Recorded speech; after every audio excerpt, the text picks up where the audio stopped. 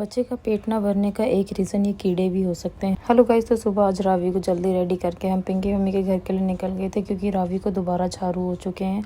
और मुझे बहुत से कमेंट एंड मैसेज आए थे कि झाड़ू जैसी चीज़ें कुछ नहीं होती है। मेरा भी मानना यही था, लेकिन जब रावी को हुए तो मेरा इन सब चीज़ों पर यकीन होने लगा। क्योंकि जब भी रावी को झाड़ू होते हैं, एक तो उसका पेट नहीं भरता, बार बार वो दूध मांगती है और उसके बाद भी वो रोने लगती है। और दूध पीते टाइम उसका गोदी में बार बार उछलना, बहुत से साइन एंड सिम्टम होते हैं जिससे पता चल जाता है कि झाड़ू हो चुके हैं।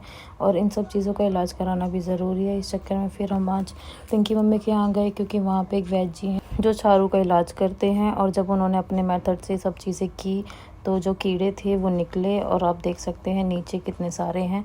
और उन्होंने भी यही बताया कि जब बच्चे के पेट में कीड़े हो जाते हैं तो उसका पेट नहीं भरता, वो दूध पीने के बाद भी बहुत ज़्यादा रोता है। और वैद्य जी के इलाज के बाद उन्होंने मुझे परहेज़ दिए थे कि मीठा नहीं खाना, ज़्यादा तीखा और मीठा एक साथ नहीं खाना।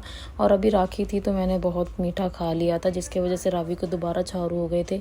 और वैद्य जी के पास अब शाम को और अगले दिन सुबह भी वापस जाना होगा।